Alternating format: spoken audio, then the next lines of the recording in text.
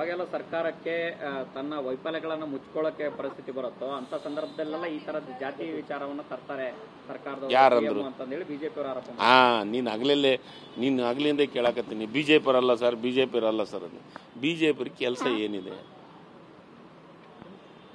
ಸರ್ಕಾರ ಜಾತಿ ವಿಚಾರದ ವೈಫಲ್ಯಗಳನ್ನು ಎತ್ತಿಡೋದು ಬಿಟ್ಟು ವಿರೋಧ ಪಕ್ಷದ ನಾಯಕರು ಅಭಿವೃದ್ಧಿ ಬಗ್ಗೆ ಎತ್ತಿಡಲಿ. ಬಡವರಿಗೆ ಗ್ಯಾರಂಟಿ ಯೋಜನೆಗಳು ಮುಟ್ತಾ ಇದ್ದಾವೆಲ್ಲ ಅಂತ ಒಂದ್ಸತಿ ಹೋಗಿ ಹಳ್ಳ್ಯಾಗ ಹೋಗಿ ಚೆಕ್ ಮಾಡ್ಕೊಂಬರ್ಲಿ. ಯಾವ ಊರಾಗ ರೋಡ್ಗಳಾಗಿದ್ದಾವೆ, ಈಗ ನೀವು ಕೆಲವೊಂದಿಷ್ಟು ಮಾಧ್ಯಮದವ್ರು ಹೇಳ್ತೀರಿ ರೋಡ್ ಆಗಿಲ್ಲ, ಡ್ರೈನೇಜ್ ಆಗಿಲ್ಲ, ಬ್ರಿಡ್ಜ್ಗಳಾಗಬೇಕು, ಇಂಥವೆಲ್ಲ ಹೇಳಿ.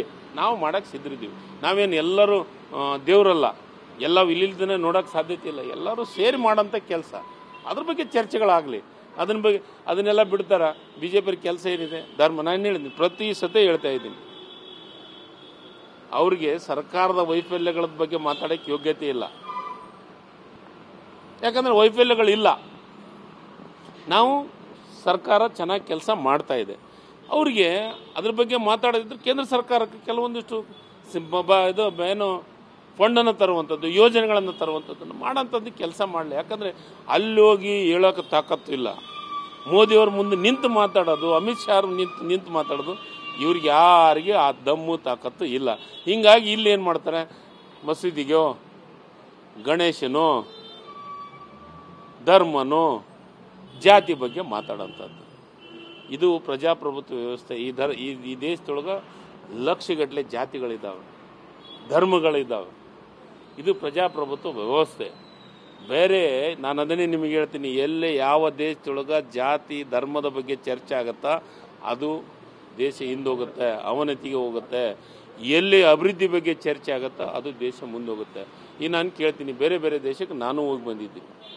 ಕ್ರಿಶ್ಚಿಯನ್ಸು 60-70% ಇರುವಂಥ ದೇಶ, ಮುಸ್ಲಿಮ್ಸು 60-70% ಇರುವಂಥ ದೇಶ. ಅಲ್ಲಿ ಜಾತಿ ಧರ್ಮದ ಬಗ್ಗೆ ಚರ್ಚೆಗಳಾಗ್ತಾ ಇಲ್ಲ, ಅಭಿವೃದ್ಧಿಗಳ ಬಗ್ಗೆ ಚರ್ಚೆ ಆಗ್ತಾ ಇಲ್ಲ. ಇಲ್ಲಿ ಆಗ್ತಾ ಇರೋದೇನು? ಈಗ ಧರ್ಮದ ಬಗ್ಗೆ ಜಾತಿ ಬಗ್ಗೆ ಚರ್ಚೆಯಾಗಿ 2 ದೇಶಗಳು ಏನಾಗಿದ್ದಾವೆ? ಉದಾಹರಣೆ ಪಾಕಿಸ್ತಾನ, ಬಾಂಗ್ಲಾ.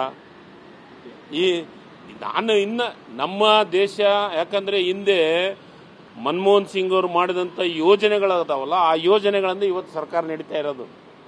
ಅವರು ತಂದಂಥ ಯೋಜನೆಗಳಿಂದ ಬಡವರು ನೆಮ್ಮದಿಯಿಂದ ಈ ದೇಶದೊಳಗೆ ಬದುಕ್ತಾ ಇರೋದು. ಆಹಾರ ಭದ್ರತೆ ಯೋಜನೆ ಇರ್ಬೋದು, ಇವನ್ನೆಲ್ಲ ಯಾರು ತಂದರು? ಇವ್ರು 12 ವರ್ಷದಾಗ ಇವ್ರ ಸಾಧನೆಗಳು ಏನು? ಬಿಜೆಪಿ ಅವರು ಒಂದೇ ಒಂದು ಸಾಧನೆ ಹೇಳಿ. ಯಾವ ರಾಜ್ಯದೊಳಗೆ ನೀರಾವರಿ ಯೋಜನೆ ಮಾಡಿದ್ದಾರೆ? ಯಾವ ರಾಜ್ಯದೊಳಗೆ ಅಣೆಕಟ್ಟುಗಳನ್ನು ಕಟ್ಟಿದ್ದಾರೆ? ಎಲ್ಲ ಮಾಡಲ್ಲ. ಈಗ ನಾವು ನಮ್ಮಲ್ಲಿನೂ ಚರ್ಚೆಗಳು ಏನಾಗಬೇಕಾಗಿತ್ತು ಮಾಧ್ಯಮದೊಳಗೆ ಅಂದ್ರೆ ಅಭಿವೃದ್ಧಿ ಚರ್ಚೆಗಳನ್ನು ಆಗೋದು ಬಿಟ್ಟು ಜಾತಿಗಳ ಬಗ್ಗೆ ಚರ್ಚೆಗಳು ಆಗ್ತಾ ಇದ್ದಾವೆ. ಅದು ಹಾಕ್ಕೊಡುದು ಒಳ್ಳೆ ಬೆಳವಣಿಗೆ.